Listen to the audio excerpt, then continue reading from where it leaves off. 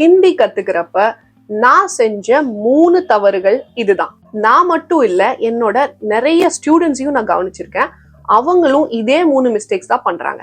இந்த 3 மிஸ்டேக்ஸ் நீங்க பண்ணீங்கன்னா ஹிந்தி கத்துக்கிறதுக்கு 10 வருஷம் ஆகும். மிஸ்டேக்ஸ் என்னன்னு பாக்குறதுக்கு முன்னாடி சேனலுக்கு ஃபர்ஸ்ட் டைம் வரீங்க அப்படின்னா சேனலை சப்ஸ்கிரைப் பண்ணிக்கோங்க. First mistake, learning all alone. தன்னந்தனியா உட்காந்து ஒன்னு புக்லயோ இல்ல யூடியூப்லயோ ஏதாவது வீடியோ இல்லைன்னா புக்ல ஒரு சாப்டர் எடுத்துட்டு ஹிந்தி சாப்டர் எடுத்துட்டு தனியா படிச்சுட்டே இருக்கிறது. இந்த தப்ப நானும் பண்ணேன், நீங்களும் பண்ணிட்டு இருப்பீங்க. பண்ணாதீங்க. ஏன்னா ஒரு புக் ஆச்சு, 2 புக் ஆச்சு, புக் சைஸ் தான் இன்க்ரீஸ் ஆச்சு, ஹிந்தி பேசல. பேசுறதை விடுங்க, யாராவது பேசுற ஹிந்திய கூட என்னால புரிஞ்சுக்க முடியல. அகேலே बैठकर किताबों या यूट्यूब से ஹிந்தி மத் சீக்கோ. அகேலே அப்படின்னா தனியா, பேட்கர் அப்படின்னா உட்கார்ந்துட்டு, பேட்டோ அப்படின்னா உட்காரு, பேட்கர் அப்படின்னா உட்கார்ந்துட்டு. எந்த வார்த்தை கூட நீங்க கர் போடுறீங்களோ வினைச்சொல் கூட, அப்ப அதுக்கு உட்கார்ந்து அப்படின்னு ஒரு சவுண்டு. தமிழ்ல பேசும்போதே வந்துட்டு போயிட்டு அப்படின்னு ஒரு இட்டு சவுண்ட் வருது இல்லையா, அதுக்கு இதை ஞாபகம் வச்சுக்கோங்க. பேட்கர் உட்கார்ந்துட்டு, அகேலே பேட்கர் தனியா உட்கார்ந்துட்டு, கிதாபோ சே அப்படின்னா புக்ல இருந்து, யூடியூப் சே அப்படின்னா யூடியூப்ல இருந்து. இந்த ரெண்டையும் நம்ம எப்படி மர்ஜ் பண்ணிருக்கோம் பாருங்க, ஆர் போட்டு மர்ஜ் பண்ணிருக்கோம். கிதாபோ புத்தகங்கள், கிதாப்னா புத்தகம், கிதாபோ அப்படின்னா புத்தகங்கள், ஆர் அண்ட் யூடியூப் ரெண்டுல இருந்தும் அப்படிங்கிறதுக்கு ரெண்டையும் ஃபர்ஸ்ட் ஆர் போட்டு கனெக்ட் பண்ணிட்டு அப்புறம் சேனா என்ன, இருந்து. அகேலே பேட்கர் கிதாபோ ஆர் போடலாம்னு போடலாம். இந்த சென்டென்ஸ்ல நம்ம என்ன போட்டிருக்கோம் பாருங்க, யா போட்டிருக்கோம். அதாவது ரெண்டுல இருந்தும் அப்படின்னா நீங்க ஆர் போட்டுக்கலாம், ரெண்டுல ஏதாவது ஒண்ணுல இருந்து அப்படின்னா நீங்க யா போட்டுக்கலாம். கிதாபோ யா யூடியூப் சே, புக்கு இல்லனா யூடியூப்ல இருந்து. ஹிந்தி மத் சீக்கோ, ஹிந்தி சீக்கோ அப்படின்னா ஹிந்தி கத்துக்கோ, மத் சீக்கோ அப்படின்னா கத்துக்காத. மத் அப்படிங்கிறது நெகட்டிவ்ங்க. சரி, அப்ப எல்லாரும் எந்திரிச்சு கிளம்பலாம். ஏன்? நீங்க தானே சொன்னீங்க யூடியூப்ல இருந்து ஹிந்தி கத்துக்க வேண்டாம்னு. தனியா உட்காந்து பாத்துட்டு இருக்க வேணாம்னு சொன்னேன். யூடியூப்ல யாரு குரூப்பா உட்காந்து பாப்பாங்க? தனியா தான் பாப்பாங்க. ஏற்கனவே நீங்க ஹிந்தி பேச ஆரம்பிச்சிட்டீங்க, கொஞ்சம் ஃப்ளூவன்சியை டெவலப் பண்ணணும் அப்படின்னா இந்த மாதிரி யூடியூப்ல ஹிந்தி வீடியோஸ் எடுத்து நீங்க பாத்துட்டு இருக்கலாம். அப்ப கண்டிப்பா உங்களோட ஃப்ளூவன்சி டெவலப் ஆகும். ஆனா யூடியூப் வீடியோ பாக்குறது மூலமாவே நான் பேச ஆரம்பிச்சிருவேன் அப்படின்னு நீங்க நம்பினா அது நடக்காத விஷயம். அப்ப ஹிந்தி வீடியோஸ் பாக்குறதுல யூஸ் இல்லையா? இருக்கு, கண்டிப்பா யூஸ் இருக்கு. நீங்க வீடியோஸ் பார்த்து அதுல இருந்து நோட்ஸ் எடுத்து அதை படிச்சு வச்சிருக்கீங்க அப்படிங்கறதுனால யாராவது உங்ககிட்ட தமிழ்லயோ இங்கிலீஷ்லயோ ஒரு சென்டென்ஸ் சொல்லி இதை ஹிந்தில டிரான்ஸ்லேட் பண்ண முடியுமா, இதுக்கு ஹிந்தில என்ன அப்படின்னு கேட்டா நீங்க பொறுமையா யோசிச்சு டிரான்ஸ்லேஷன் பண்ணி அதை சொல்லுவீங்க. அதாவது தமிழ் இங்கிலீஷ்ல இருந்து ஹிந்தி மொழிபெயர்ப்பு உங்களால கண்டிப்பா பண்ண முடியும், ஆனா பேச முடியாது. அதான் டிரான்ஸ்லேட் பண்ணியாச்சு, அப்ப பேசிட வேண்டியது தானே. Communication is different from translation. எதிரில் இருக்கிறவங்க பேசுற ஹிந்திய டக்குன்னு புரிஞ்சுக்கிட்டு உடனே கான்வர்சேஷன் ஸ்டார்ட் பண்ணீங்கன்னா நீங்களும் ஹிந்தில பேசி, அதுக்கு பேரு கம்யூனிகேஷன். எதிரில் இருக்கிறவங்க பேசினது புரியாம பொறுமையா வீட்டுக்கு போய் சாட் ஜிபிடில நீங்க போட்டு டிரான்ஸ்லேட் பண்றதுக்குள்ள அவங்க கிளம்பி போயிடுவாங்க. இந்த பிரச்சனையை சூஸ் பண்றதுக்கு நீங்க ஒரு மென்டரை சூஸ் பண்ணிக்கோங்க. அதாவது ப்ராப்பரா ஒரு ஹிந்தி கோச்சிங் கிளாஸஸ் ஜாயின் பண்ணிக்கோங்க. அவங்க கிட்ட காம்ப்ரிஹென்சிவா ஒரு கோர்ஸ் இருக்கும். அவங்க சொல்றதை நீங்க கரெக்டா ஃபாலோ பண்ணீங்கன்னா நீங்க ஹிந்தி பேச ஆரம்பிச்சிடலாம். சோ உங்களுக்கு பிசினஸ் இல்லனா ஆபீஸ்க்கான ஹிந்தி கம்யூனிகேஷன் வந்துடும். என்னோட ஹிந்தி கோச்சிங் கிளாஸஸ் நீங்க ஜாயின் பண்ணணும்னா ஸ்கிரீன்ல தெரியுற வாட்ஸ்அப் நம்பருக்கு வாட்ஸ்அப் பண்ணுங்க. உங்க மென்டர் யாரா இருந்தாலும் அந்த மென்டர் கிட்ட ஒரு காம்ப்ரிஹென்சிவ் கோர்ஸ் இருக்கிறதுனால அவரு எப்படி படிக்கணும் எப்படி படிக்கக்கூடாது அப்படிங்கறத உங்களுக்கு சொல்லி தந்துருவாங்க.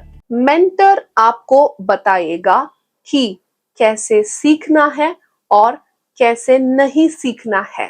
மென்டர் உங்களோட ஹிந்தி டீச்சர். மென்டர் आपको உங்களுக்குன்னு வருது பாத்தீங்களா, அதனாலதான் ஆப்கோ. பதா ஏகா, பதா அப்படின்னா சொல்றது, ஏகா எதுக்கு வந்திருக்கு அப்படின்னா தேர்ட் பர்சன், யாரோ ஒருத்தர் உங்களுக்கு சொல்லி கொடுப்பாருன்னு அவரை பத்தி நீங்க பேசுறீங்க. அப்போ ஹிந்தில கிராமர்ல இது ஏகா அப்படின்னு தான் முடியும். மென்டர் ஆப்கோ பதாயேகா, மென்டர் உங்களுக்கு சொல்லி தருவாரு. அதுக்கப்புறம் பாருங்க ஒரு கீ போட்டிருக்கீங்க, அது எதுக்குன்னா என்ன சொல்லி தருவாருன்னா அப்படின்னு ஒரு எக்ஸ்பிரஷன் கொடுக்கணும் இல்லையா, அதுக்காக கீ போட்டிருக்கீங்க. மென்டர் ஆப்கோ பதாயேகா கீ என்ன சொல்லி தருவார்னா அந்த ஃபில்லர் தான் கீ. கேசே சீக்னா ஹே, எப்படி படிக்கணும். கேசே அப்படின்னா எப்படி, சீக்னா ஹே அப்படின்னா படிக்கணும். கேசே சீக்னா ஹே ஆர் அண்ட் அதுக்குதான் ஆர். கேசே நஹி சீக்னா ஹே, எப்படி படிக்க கூடாது, எப்படி படிக்கணும். கேசே சீக்னா ஹே, எப்படி படிக்க கூடாது.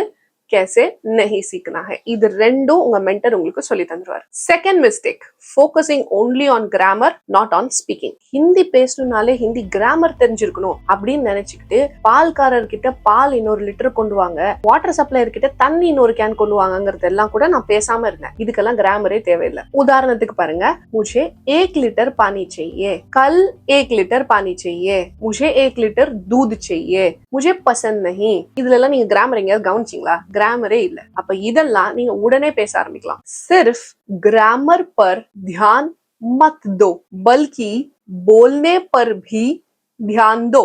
இந்த இங்கிலீஷ்ல நம்ம நாட் ஓன்லி பட் ஆல்சோ அப்படின்னு ஒண்ணு படிப்போம் இல்லையா? இதுல மட்டும் இல்ல அதுலயும் கவனம் செலுத்து அப்படின்னு நம்ம சொல்லணும். இதுல மட்டும் இல்ல, இந்த வேலை மட்டும் இல்ல அதையும் செய் அப்படின்னு ஹிந்தில சொல்லணும்னா நம்ம இந்த ஃபார்மேட் தான் யூஸ் பண்ணுவோம். இதுல பல்கி அப்படின்னு ஒரு வார்த்தை இருக்கு பாத்தீங்களா, அதுதான் நீங்க யூஸ் பண்ணுவீங்க. சிர்ஃப் அப்படின்னு ஆரம்பிக்கிறீங்க. சிர்ஃப்னா என்ன? ஒன்லி, இது மட்டும் அது மட்டும் அப்படிங்கிறதுக்கு தான் சிர்ஃப். சிர்ஃப் கிராமர் பர் தியான் மத் தோ. தியான்னா கவனம், மத் தோ அப்படின்னா கவனம் செலுத்தாத. தியான் மத் தோ, கவனம் செலுத்தாத. சிர்ஃப் கிராமர் பர், அதாவது கிராமர் பர் அப்படின்னா கிராமர் மேல, சிர்ஃப் கிராமர் பர்னா கிராமர் மேல ஓன்லி, அதுக்கு தான் சிர்ஃப். தியான் மத் தோ, கவனம் செலுத்தாத. பல்கி, அந்த பட் ஆல்சோ அப்படின்னு வருது இல்ல, இதிலும் அப்படின்னு வருது இல்ல, அதுக்குதான் பல்கி. போல்னே பர் பி, போல்னே அப்படின்னா பேசுதல், போல்னா அப்படின்னா பேசுதல். போல்னா இங்க போல்னே அப்படின்னு ஏன் ஆச்சு அப்படின்னா, போல்னா கூட பின்னாடி ஏதாவது வந்துச்சுன்னா பர், மே, கோ, கி அது மாதிரி ஏதாவது வந்துச்சுன்னா போல்னாங்கிறது போல்னே அப்படின்னு மாறிடும். போல்னே பர், பேசுறது மேலையும், அதுக்குதான் மேலையும்க்கு பாத்தீங்களா பி வந்திருக்கு. பேசுறது மேலையும், பி இதுலயும் அதுலயும் அப்படின்னு வரும்போதெல்லாம் அந்த பி வரும். போல்னே பர் பி தியான் தோ, கவனம் செலுத்து. தேர்ட் மிஸ்டேக் என்ன அப்படின்னா அவாய்டிங் லிசனிங். என்னோட coaching classes listening test compulsory. ஏன் அப்படின்னா கவனிக்கிறது தான் நீங்க பேசுறதுக்கு ஒரு ரூட் போட்டு கொடுக்கும். நீங்க கவனிச்சா மட்டுமே, ஹிந்தியை கேட்டா மட்டுமே பேச முடியும். ஒடிஷா, பீகார், யூபில இருந்து தமிழ்நாட்டுல வந்து வேலைக்கு இருக்கிறவங்க என்னைக்காவது உங்களை பார்த்து அண்ணா நீங்கள் நன்றாக இருக்கிறீர்களா அப்படின்னு தமிழ் பேசியிருக்காங்களா? அப்போ அவங்க புக்ல இருந்து தமிழ் படிக்கல. புக்ல இருந்தா மேம் நீங்க வேற, ஒரு தடவை ஒரு நார்த் இந்தியனா நான் பார்த்தேன், அவரு சூப்பரா தமிழ் பேசினாரு, எப்படி இவ்வளவு நல்லா தமிழ் பேசுறாரு கேட்கலாம்னு சொல்லிட்டு நீங்க தமிழ் படிக்கும் போது தமிழ் எழுத்துல அவருக்கு எழுத தெரியாது இல்லையா, அப்ப ஹிந்தில எழுதி வச்சு படிச்சீங்களா இல்ல இங்கிலீஷ்ல எழுதி வச்சு படிச்சீங்களா அப்படின்னு கேட்டேன். அவரு எனக்கு எழுத படிக்கவே தெரியாது, நான் கை நாட்டு அப்படின்ட்டாரு. நீங்க புக்கா எழுதிட்டு இருக்கீங்க, அவரு ஒரு எழுத்து கூட எழுதாம நீங்க பேசுற தமிழை கவனிச்சு அவர் தமிழ் பழகிட்டார். ஹிந்திய கவனிச்சு லிசன் பண்ணி பேச ஆரம்பிங்க. ஏதாவது ஒரு சூழ்நிலையில ஒரு தேவைக்காக நீங்க பயன்படுத்தின ஹிந்தி உங்களுக்கு என்னைக்குமே மறக்காது. கிசி घटना में इस्तेमाल की हुई हिंदी आपको हमेशा याद रहेगी. நீங்க எப்பெல்லாம் தமிழ்ல ஏதாவது அப்படின்னு யூஸ் பண்ணணும் அப்படின்னா இந்த கிசி யூஸ் பண்ணிக்கோங்க. கிசி அப்படின்னா ஏதாவது, கட்னா அப்படின்னா ஒரு சூழ்நிலை, ஒரு சந்தர்ப்பம், ஒரு பிரச்சனை, ஒரு ஈவெண்ட் அப்படிங்கும் போது அதை கட்னா அப்படின்னு சொல்லுவோம். கிசி கட்னா அதாவது ஏதாவது ஒரு சூழ்நிலை, சூழ்நிலையில் அப்படின்னு வர்றதுனால மே. கிசி கட்னா மே, ஏதாவது ஒரு சூழ்நிலையில். இஸ்திமால் கி ஹுய் ஹிந்தி, இஸ்திமால் கி ஹுய் ஹிந்தி அப்படின்னா பயன்படுத்தப்பட்ட ஹிந்தி. இந்த இஸ்திமால் கி ஹுய் அப்படிங்கறத நீங்க அப்படியே ஞாபகம் வச்சுக்கோங்க. எங்க வேணாலும் இது யூஸ் ஆனது, இது பயன்படுத்தப்பட்டது அப்படின்னு சொல்லணும்னா நீங்க இதை யூஸ் பண்ணிக்கலாம். இந்த ஹுய் ஒண்ணும் கிடையாது, உங்களுக்கு ஹுவா தெரியும் இல்லையா, அதோட ஃபீமேல் ஃபார்ம் தான் ஹுய். ஏன்னா ஹிந்தி வந்து ஃபீமேல், அதனால ஹுவா, இஸ்திமால் கியா ஹுவா அப்படின்னு சொல்றதுக்கு பதிலா இஸ்திமால் கி ஹுய் அப்படின்னு சொல்லியிருக்கோம். நீங்க ரெண்டையுமே ஞாபகம் வச்சுக்கலாம்.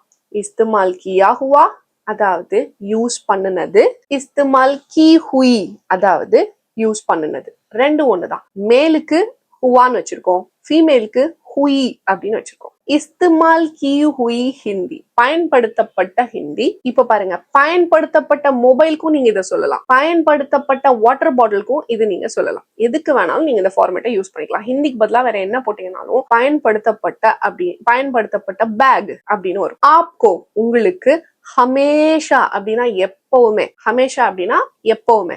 யாத் யாத் அப்படின்னா ஞாபகம். ரஹேகி அப்படின்னா இருக்கும், ஞாபகம் இருக்கும். இதுவுமே பாருங்க, ரஹேகா அப்படிங்கிறது மேலுக்கு, ரஹேகி அப்படிங்கிறது ஃபீமேல். உதாரணத்துக்கு உங்க வாட்டர் சப்ளையர் கிட்ட நாளைக்கு இன்னொரு லிட்டர் தண்ணி கேன் எடுத்துட்டு வா அப்படின்னு நீங்க சொல்றீங்க, அதை உபயோகிக்கிறீங்க அப்படின்னா அந்த சென்டென்ஸ இது உங்களுக்கு என்னைக்குமே மறக்காது. கல் ஏக் ஆர் வாட்டர் கேன் லேக்கே ஆனா. கல் நாளைக்கு.